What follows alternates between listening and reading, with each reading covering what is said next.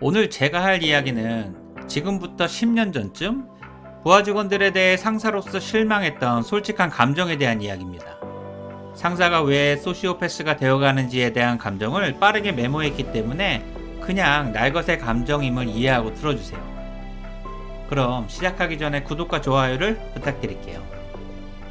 아니, 도대체 뭐가 잘못된 걸까요? 왜 저에게만 이런 감정들이 느껴질까요? 친한 친구에게 실망하면 그냥 안 보면 그만인데 부하 직원들에게 실망하면 도대체 어떻게 해야 할까요? 그냥 내 스타일대로 했어야 했는데 착한 상사 놀이를 하려다 손해본 느낌 때문에 갑자기 분노가 치입니다.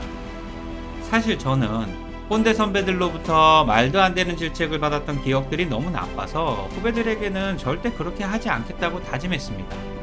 하지만 후배들에게 그렇게 하지 않는다고 해서, 아니면 나부터 좋은 상사가 되기 위해 노력한다고 해서 후배들이 감사해야 할 것이라고 생각한다면 이건 확실히 오판인 것 같아요. 오히려 이런 모습들을 당연하게 생각하고 이용하려고 하죠. 그리고 부하 직원들을 최대한 이해하면서 그들과 함께 하려고 노력하다 보면 어느 순간 나만 호구가 되어 있거나 상사로부터 리더십이 부족하다는 질책을 받게 되고요. 진짜로 상사가 저에게 너무 애들 입장에서 이야기하면 상사로서 자격 미달이야, 전체를 보고 강하게 끌고 나갈 수도 있어야지 라고 말하기도 했거든요. 게다가 해야 할 업무가 너무 많고 갑자기 떨어지는 업무를 최대한 막으려고 노력했음에도 부하 직원들은 아니 이것도 우리가 해야 해요? 이 업무 안 하면 안 돼요? 라고 말했고요. 그들과 같이 해나가야 하는 제 입장에서는 오히려 미안해하고 그들을 설득하려고 노력했고요. 솔직히 상사에게는 이런 말들을 하기가 너무 힘들었죠. 저에겐 업무보다 이런 상황들이 훨씬 고통스러웠고요. 제 나름대로 부하 직원들을 위해 최선을 다했는데 부하 직원들이 반복을 하거나 불평불만을 당연하게 생각하는 모습들을 보면서 많이 실망을 했나 봅니다. 그들은 상사인 제 입장은 전혀 생각하지도 않고 함부로 말했고요. 제가 상사인 것을 까먹은 모양이고 이렇게 말하는 게 이미 습관이 된 것 같았거든요. 이것들을 정말 쳐 죽여야 될까요? 아니면 직장 생활의 지옥을 보여줘야 할까요? 저 또한 성과를 내고 상사에게 인정받는 방법은 몰라도 부하 직원들을 괴롭히는 108가지 방법은 경험을 통해 확실히 알고 있거든요. 어쨌든 상사와 부하 직원 양쪽에서 저를 이렇게 밀어붙이면 가운데 낀 저는 어떻게 해야 할지 몰랐고요.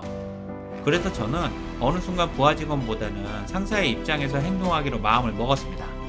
그리고 지금은 부하 직원에게 아무런 기대도 하지 않고 실망만 많은 상사가 된 것 같고요.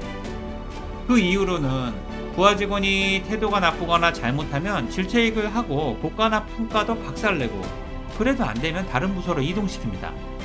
그게 그나마 저하고 코드가 맞는 직원과 일하기 가장 쉬운 방법이고요. 함께 성장하기는 쉽지 않으니 부서와 나를 위해 부하 직원이 존재한다고 생각하기로 했거든요. 물론 부하 직원이 성장하는 건 본인의 몫이고요. 이제는 태도나 생각이 불량한 직원들을 위로하면서 가르치는 것은 정말 답이 없는 행동이라고 생각합니다. 차라리 편애라는 말을 듣더라도 잘하는 직원들에게 집중하고 성과를 내면 충분하고요. 그러면서 상사와의 관계도 많이 개선되었습니다. 그리고 이제는 부하 직원들 때문에 많이 힘들어하는 후배 팀장들에게 이렇게 말해줍니다. 회사나 조직에 불평불만이 많고 기본이 안 된 부하 직원들은 함부로 해도 돼. 나중에 그 후배가 너보다 높이 승진하거나 상사가 되는 순간이 오면 그때 회사를 그만두면 되고, 하지만 그런 부하 직원들은 승진이 안 되니까 걱정하지 않아도 돼. 그리고 부하 직원들의 눈치도 보지 말고 일부러 잘해주려고도 하지 마. 상사로서 착한 척 할 필요도 없고 그냥 마음 가는 대로 하면 되니까. 팀장인 당신의 생각에 자신감을 가지고 행동하고 가끔은 잔인하게 해도 상관없어 라고 말해줬죠. 저는 예전처럼 기본이 안 된 부하 직원들을 지키려고 노력했던 모습을 후회합니다.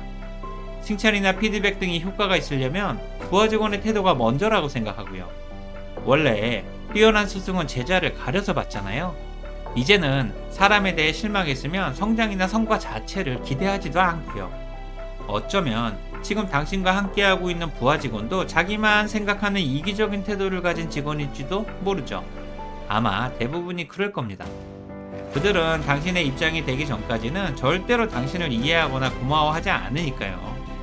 그리고 아주 오래전 어떤 상사분이 저에게 부하 직원들을 너무 믿지 마, 나중에 너만 상처받아 라고 말했는데 지금은 그 말의 의미를 확실히 이해하고 있습니다. 아마 그 당시 상사들도 저처럼 이러한 과정들을 거쳐서 점점 소시오패스가 되었는지도 모르고요. 오늘 내용이 도움이 되셨다면 구독과 좋아요를 부탁드릴게요. 아무리 생각해도 저의 상사는 소시오패스가 틀림없다고 생각합니다. 인간이고 직장인이라면 이렇게 이기적으로 행동할 수가 없거든요. 솔직히 모든 직장인은 회사에서 행복한 이기주의자가 되고 싶어 하죠. 물론 저도 마찬가지고요. 항상 경쟁에서 이기고 싶고 승진을 통해 직책과 연봉도 올리고 싶고 상사나 동료들과도 잘 지내고 싶고요. 하지만 모든 것이 자기 뜻대로 흘러가는 직장 생활은 거의 없죠. 오히려 상사나 동료에게 상처를 입어서 이직이나 퇴직을 고민하는 사람들이 훨씬 많으니까요. 그래서 직장인들은 상처받지 않기 위해 이기적인 모습들이 점점 강해지고 있죠. 그렇다면 우리가 쉽게 말하는 개인주의와 이기주의의 차이는 무엇일까요? 우선 가장 큰 차이는 누군가에게 피해를 주느냐 마느냐에 대한 인식과 행동 차이죠. 일단 개인주의는 자신의 감정과 업무에만 충실하고 다른 사람에게 피해를 주고 싶어 하지 않죠. 남들에게 신경 쓰지 않고 오로지 자기 자신에게만 집중하고 싶어 하고요. 하지만 이기주의는 자신의 이익을 위해서는 수단과 방법을 가리지 않는 비윤리적인 태도를 의미하죠. 나의 이익을 위해서는 누군가의 희생이 있어도 당연하게 선택할 수 있다고 생각하고요. 모든 사람은 원래 이기적이기 때문에 당연히 이기적으로 행동해도 문제가 없다고 생각하는 거죠. 오히려 이게 자연스러운 모습이고요. 게다가 평가나 고과, 경쟁이나 승진 등은 무슨 일이 있어도 이겨야만 하고요.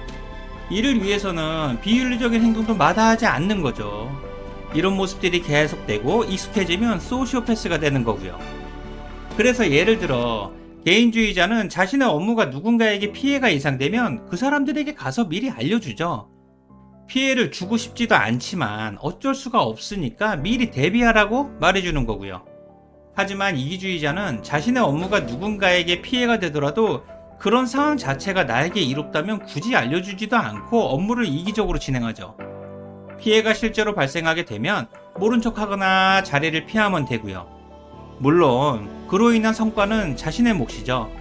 모든 업무가 조직이나 상대방의 입장이 아니라 자신의 이익을 위해서만 판단하고 행동하는 거고요. 이렇게 생각하면 부서 이기주의나 직장인의 이기적인 모습이나 똑같은 거죠. 그리고 저는 직장인 중에 개인주의적인 사람이 30%, 이기적인 사람이 20%, 소시오패스가 10% 정도 된다고 생각합니다. 나머지는 이기적이고 싶은 호구들이었고요. 회사에는 고생만 죽도록 하고 성과를 인정받지 못하는 호구들이 더 많잖아요. 또한 회사에는 극단적으로 이기적인 직장인들이 꽤 많죠. 직접 말로는 안 하지만 우리는 이런 사람들을 소시오패스라고 하고요. 사이코패스나 소시오패스 둘 다 반사회적 인격장애라는 공통점이 있지만 이 둘은 많이 다르죠. 사이코패스가 살인자나 범죄자라면 소시오패스는 극단적으로 이기적인 모습을 가진 사람들이니까요. 그리고 사이코패스는 타고나는 측면이 강하고 소시오패스는 후천적 환경이나 경험에 의해 만들어지죠. 물론 둘 다 공감 능력은 결여되어 있고요. 일단 오늘은 회사에 존재하는 소시오패스에 대해서만 이야기를 해보겠습니다. 소시오패스들은 나르시시스트와 굉장히 유사하죠. 누구보다 이기적인 모습을 가지고 있으면서 직원이나 동료들을 도구로 이용하고요. 자신에게 유리하거나 필요한 일이라면 수단과 방법을 가리지 않죠. 그동안 아무리 친했어도 언제라도 희생시킬 수 있는 사람들이고요. 그래서 어쩔 땐 무섭기도 하죠. 이런 사람들이 상사라면 진짜 무섭고 잔인하고요. 게다가 이들은 사람은 누구나 이기적이라고 생각하기 때문에 자신의 이기적인 행동들이 당연하고 오히려 이기적으로 행동하지 못하는 착한 사람들을 무능하다고 생각하죠. 쉽게 말하면 양심이나 공감 능력이 결여되어 있는 사람들이고요. 불행하게도 이들을 보고 있으면 일반 사람들과 큰 차이가 없죠. 그래서 구분하기가 쉽지 않은 거고요. 그래서 회사에는 소시오패스가 없는 것 같기도 하고 너무 많은 것 같기도 하죠. 실제로 저는 너무 많은 것처럼 느껴졌고요. 어쨌든 소시오패스는 특별한 사람들이 아니라 우리 주위에 항상 존재하고 전체 인구 중에 약 5%가 소시오패스에 해당된다고 하죠. 한국의 대기업에는 10% 정도가 소시오패스라고 하고요. 저는 개인적으로 대기업 임원 중에 50% 이상이 소시오패스라고 생각합니다. 저와 오랫동안 함께했던 상사도 소시오패스라고 생각했거든요.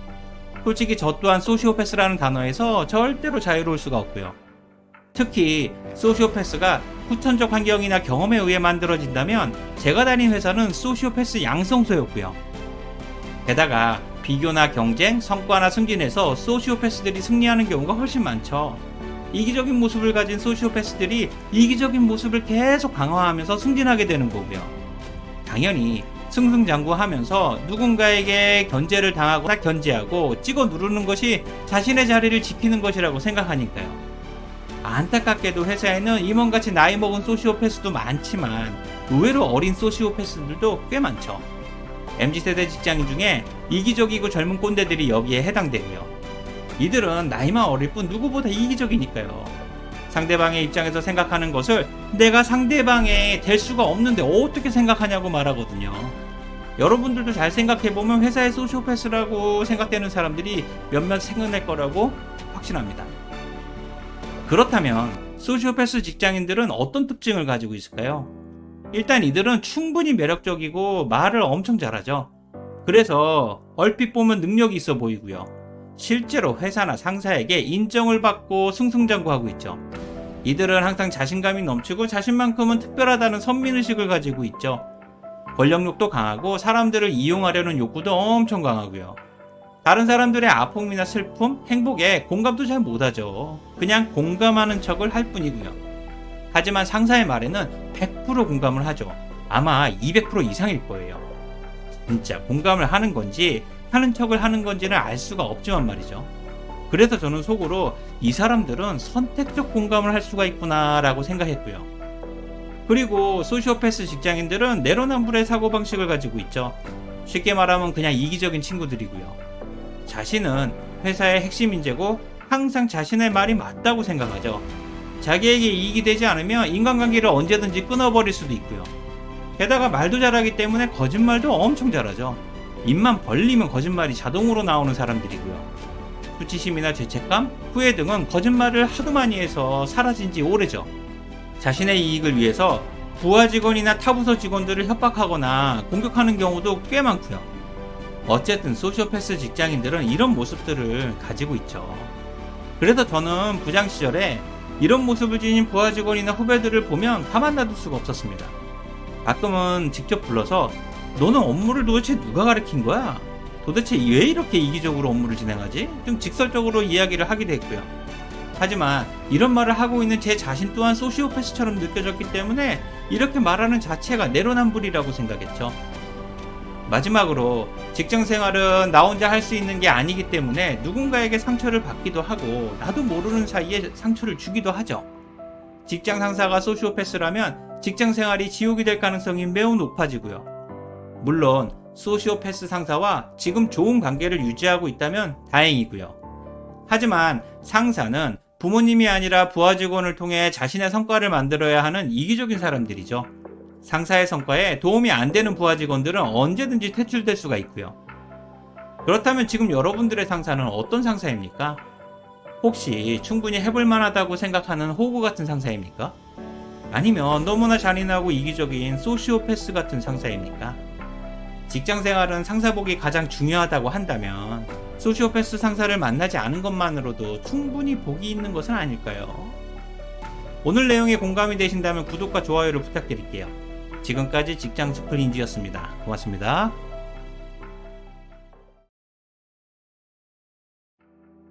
여러분들은 지금 상사와 잘 지내고 계십니까?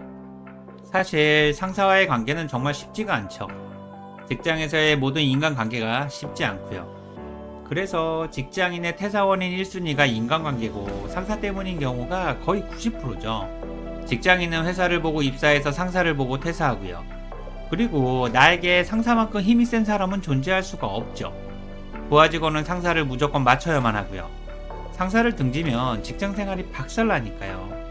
솔직히 상사와 부하 직원만큼 일방적인 갑을 관계도 없죠. 상사는 절대 갑이고 부하 직원은 을이나 병신이고요.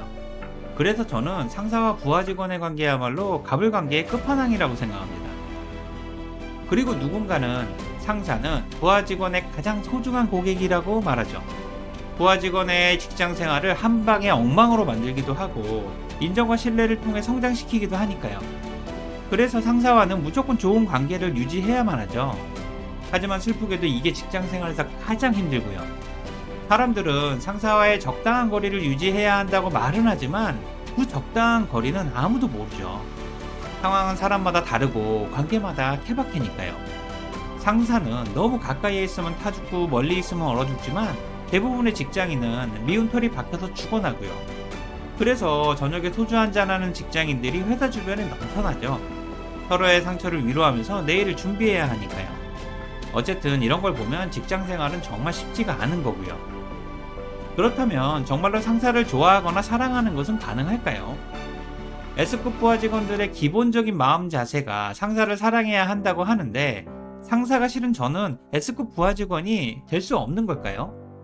그래도 그나마 다행인 건 나 말고도 대부분의 직장인들이 상사와의 관계가 좋지 않기 때문에 상사에게 인정받을 가능성이 여전히 남아있죠. 혹시 이 생각도 저만의 착각일까요? 하지만 저는 상사가 너무 싫어서 함께하고 싶지가 않고요. 그러니 업무에 대해서도 목적이나 핵심 포인트를 서로 공유하지 않죠. 솔직히 궁금하지도 않고요. 성과야 박살 나더라도 연공 서열이 승진에 더 중요하니까 상사의 기분만 어느 정도 맞추면 되죠. 그리고 이게 제가 상사에게 할 수 있는 최대한이고요. 솔직히 상사를 좋아하거나 사랑한다는 건 거의 불가능한 일이죠. 어쨌든 부하 직원은 상사와의 원만한 관계 유지가 직장 생활에서 가장 중요하죠. 마음이 내키지는 않지만 상사에게 웃으며 함께하려고 노력은 해야 하고요. 상사도 사람이기 때문에 누구나 자기를 좋아하고 누가 자기를 싫어하는지는 다 알죠. 그래서 절대 싫은 티를 내면 안 되고요. 잘못해서 찍히면 뒤끝 있는 상사가 직장 생활을 찢어버릴 수도 있거든요. 그러니 상사가 아무리 싫더라도 먼저 다가가고 손을 내밀어야만 하고요. 자존심이 상하더라도 모난돌이 되어서는 안 되니까요. 그리고 부하의 칼에 죽는 장수는 있어도 부하 직원 손에 죽는 상사는 없잖아요. 고양이에게 덤빈 개념 없는 쥐가 되어서도 절대 안 되고요. 그래서 혹시 상사의 관계가 적대적이거나 서로 등한시하고 있다면 내일 당장 출근해서 상사에게 먼저 사과하세요. 앞으로 열심히 하겠다고 상사에 대한 맹세도 하시고요. 아무리 자존심이 상하더라도 회사에서 인정도 받고 승진도 하고 싶잖아요. 모든 직장인들의 욕심이기도 하고요. 그러기 위해서는 상사를 사랑할 수는 없어도 상사가 여러분들의 가치를 결정하는 가장 소중한 고객이라는 생각으로 새롭게 관계를 시작해보세요. 모든 변화는 사람, 시간, 장소를 바꿔야 가능하지만 일단 직장인은 사람의 관계를 먼저 바꾸는 것이 가장 쉬우면서도 확실한 방법이니까요. 오늘 내용이 공감이 되신다면 구독과 좋아요를 부탁드릴게요. 지금까지 직장스쿨 인지였습니다. 고맙습니다.